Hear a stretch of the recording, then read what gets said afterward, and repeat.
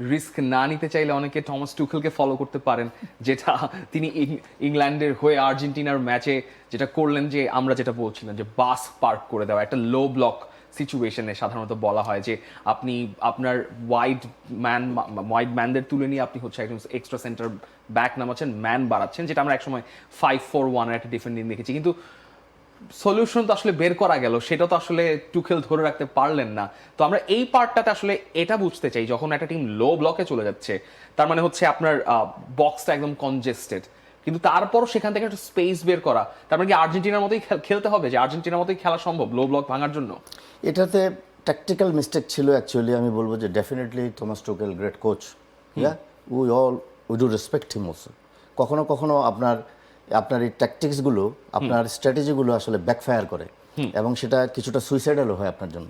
নতুন Surf Excel expert white, সাদা কাপড়কে করে 5 শেড পর্যন্ত সাদা। আসল হোয়াইট মানে এক্সপার্ট হোয়াইট। এবং আপনি যখন 5-4 করবেন, তার মানে আপনি 5 ব্যাকসে আপনার width of the pitch, lateral coverage of the pitch বলি আমরা, সেটা আপনি ডিফেন্ড করছেন। তাহলে এখানে তো খুব কমফোর্টেবলি লিওনেল মেসি অথবা মন্টিয়েলের আসার কথা না। এবং আপনার যদি দেখেন এখানে যদি 4 মিডফিল্ডার, তাদের পজিশনিংটা কোথায় ছিল, এবং অনেক সিচুয়েশন হয়েছে লিওনেল মেসি শুধু ক্রস করছিলেন, ইনসুইঙ্গার ক্রসগুলো ডিলিং করা খুব ডিফিকাল্ট ছিল। এবং এনজো ফার্নান্দেস, আপনি এখানে এত সময় এনজো ফার্নান্দেস কিভাবে পেল? কারণ আপনি যখন এই যে লো ব্লক নিয়ে করছেন, আপনি খেলছেন, আপনার তো ডেফিনেটলি জোন 14টা রিবাউন্ড জোনটাকে আপনার অকুপাই করা উচিত ছিল, যে আপনার এখান থেকে স্ট্রাইক হবে। যেটা হয়তো আলোচনা আমরা আসবো, যে লো ডিফেন্সিভ ব্লককে যখন বিট করতে হয়, তার একটা ট্যাকটিক্স হলো যে পাস্ট দ্য ব্লককে অতিক্রম করা, মানে লং রেঞ্জ শুটিংয়ে গোল করা। ইভেন বেলিংহাম যখন হচ্ছে তিনি রিঅ্যাকশনারি চার্জ করতে আসছেন, হি ওয়াজ ইনসাইড দ্য বক্স, যখন এনজো ফার্নান্দেসের কাছে বলটা এসেছিল লিওনেল মেসির কাছে, হি আন্ডারস্টুড, ততক্ষণে তো দেরি হয়ে গেছে। এবং আলটিমেটলি এটা আসলে একটা শর্ট কর্নারের পরের সিচুয়েশন, বাট ইভেন এটা কিন্তু প্রথম অকেশন না বা সিচুয়েশন না যেখানে লং রেঞ্জ শট করেছে। এই যে কর্নারটা হয়েছে, এই কর্নারটা হয়েছিল এনজোর একটা শট, লং রেঞ্জ শট থেকেই। এবং পিকফোর্ড বারবার 60 মিনিটের পর থেকে আর্জেন্টিনা যতগুলো লং রেঞ্জ শট অ্যাটেন্ড করেছে বা ক্রস অ্যাটেন্ড করেছে, পিকফোর্ড বারবার বলছিল বলের উপর প্রেশার, বলের উপর প্রেশার, বলের উপর প্রেশার। এখানে বলের উপর প্রেশার অনেক লেট হয়ে গেছে, সে শট করতে পারছে, সে দেখতে পারতেছে। হ্যাঁ, এখানেও তো অনেক জটলা আছে, তো এই জটলাতে হয়তো অনেক সময় শট ব্লকড হয়ে যায়, কিন্তু অনেক সময় গোলকিপারের ভিউটাও ব্লকড হয়ে যায়। তো এখানে কিন্তু আমরা দেখেছি পিকফোর্ড যখন জাম্প করেছে, খুব বেশি তার থেকে দূরে দিয়ে বলটা যায় নাই, বাট সে রিয়েক্ট করতে পারে না, কিন্তু বলটা কিন্তু সাইড ইন্টারেড হয় নাই, বলটা মোটামুটি মাঝের একটু সাইড দিয়ে গেছে। পিকফোর্ডের অন্য সময় হলো এই ব্লকটা না থাকলে, মানে ভিউ ব্লক না হলে তো সে হয়তো সেভও করতে পারতো। তো প্রথম পয়েন্ট হলো বলের উপর প্রেশার ছিল না। আর ইংল্যান্ড 5-4-1 যেতে পারে, 6-3-1 যেতে পারে, কোনো সমস্যা নাই, কিন্তু তাদের উপর বলের উপর প্রেশার দিতে হবে। ইংল্যান্ড যখন পিছিয়ে গেল 2-1 আর্জেন্টিনা কিন্তু লো ব্লকে গেছে, কিন্তু তারা কিন্তু বক্সের ভিতরে ঢুকে যায়নি। আপনি দেখবেন মেসি মাঝে মাঝে বলের উপর প্রেশার দেওয়ার জন্য যাচ্ছিল, যাতে করে ইংল্যান্ড লং খেলতে বাধ্য হয়, নট ক্রস। পিকফোর্ডকে খেলতে বাধ্য হচ্ছে, পিকফোর্ড লং খেলছে, সেটা গোলকিপার ধরে ফেলছে, কিন্তু ক্রস করতে দেয়নি কিন্তু ইংল্যান্ডকে। সো এই জায়গায় আমার মনে হচ্ছে লং রেঞ্জ, যেটা মিন্টু ভাই বলছিলেন যে পাস্ট দ্য ব্লক, মানে ব্লক যখন অনেক নিচে চলে আসে, আপনি কোনোভাবে হয়তো থ্রু বের হতে পারছেন না, সাইড দিয়ে বের হতে পারছেন না, তখন একটা হলো তাদের মাঝখান থেকে লং রেঞ্জ শট অ্যাটেন্ড করা, আর একটা হলো সাইডে গিয়ে ক্রস অ্যাটেন্ড করা, যেটা আসবে। আমরা যদি এনজো শটটাই যদি দেখি, আমরা যদি বলছি এই ওয়ার্ল্ড কাপে লং রেঞ্জ শটের সংখ্যা অনেক বেশি মনে হয়েছে। এর অন্যতম কারণটা হলো যে প্রথমে আমরা যেটা বলছিলাম, যে অনেক বেশি টিম অনেক বেশি সময় ধরে লো ব্লকে থাকছে। সো লো ব্লকে যখন থাকছে, তখন অপোনেন্ট টিমের জন্য ভাঙতে গেলে ওই লং রেঞ্জ শট দেখতে হচ্ছে। আমরা যদি দেখি, এটা হলো শর্ট অ্যাটেম্পটস অ্যাট গোল, এই শটগুলো হলো বক্সের বাইরে থেকে করা। এর মধ্যে এই সবুজ কালার করা 13 নম্বর, এইটা হলো গোল, যেটা এনজয় গোলটা করলেন। সো এই শটটা হলো লং রেঞ্জ শট থেকে গোল হয়েছে, বাট এছাড়াও আরও অনেকগুলো শট হয়েছে। এবং এই যে দেখেন 11 নম্বর যে শটটা, এই শটের পর থেকেই আসলে কর্নারটা হয়েছিল, এন্ড দেন সেখান থেকে কিন্তু এই 13 নম্বর শট থেকে এই গোলটা আসছে। সো আরেকটা জিনিস হলো ব্লক ভাঙার জন্য, যেটা হলো ক্রস, যেটা আমরা মিন্টুবের কাছ থেকে আমি জানতে চাইবো।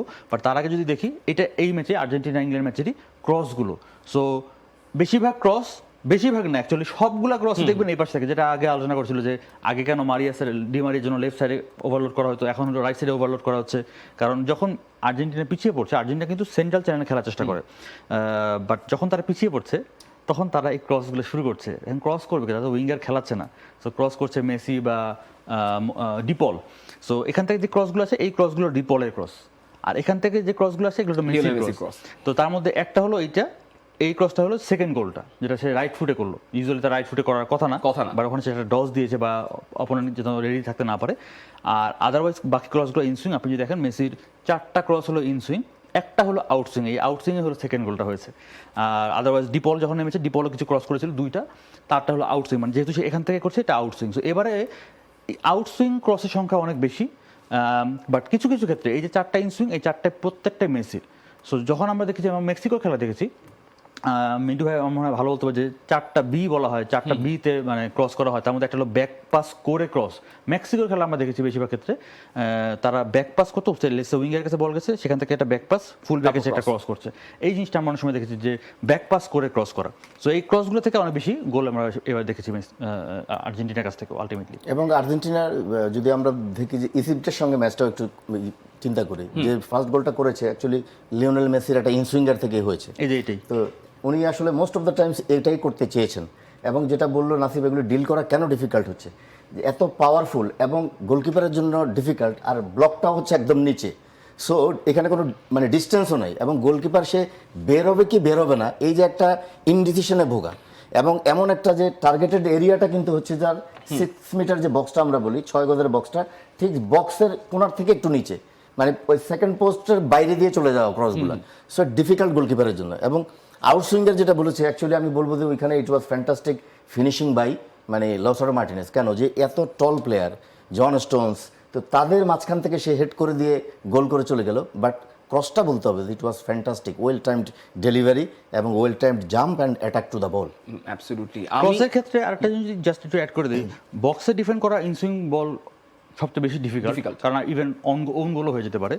বাট আমার কাছে আরেকটা জিনিস মনে হচ্ছে, এবং এটা নিয়ে সম্ভবত গ্যারি নেভিল এবং রয় কিন তাদের মধ্যে একটা মারামারির মতো, মানে ঝগড়াঝাটির মতো একটা ভিডিও দেখছিলাম, মানে একটা প্রোগ্রামে, যে রয় কিন বলছিল গ্যারি নেভিল দেখে ফুল ব্যাকরা কোনো ক্রস ডিফেন্ডিংই করে না। এবার দেখেন, আপনি যখন দেখবেন ফুল ব্যাক এবং winger, not only full back, cross যখন করা হচ্ছে, এই ক্রসটা কিন্তু ব্লক করা যায় নাই বা ব্লক করতে দেরি করেছে। সেম ভাবে যদি দেখেন ব্রাজিলের যে গোলটা কনসিড করেছিল হালান্ডের কাছে, সেই বলে ক্রস করে দিচ্ছে, এখনও কিন্তু দুজন প্লেয়ার মিললেও শটটাকে মানে ক্রসটাকে ব্লক করতে পারে নাই।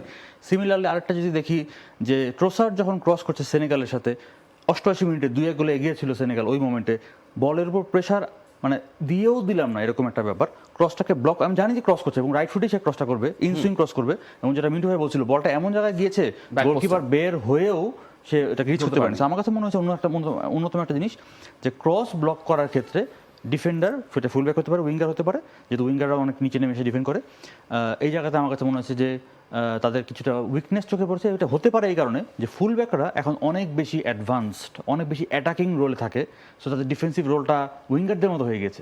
মানে উইঙ্গারদের কাছ থেকে কিন্তু আমরা ফুল ব্যাকের মতো ডিফেন্সিভ রোল এক্সপেক্ট করি না।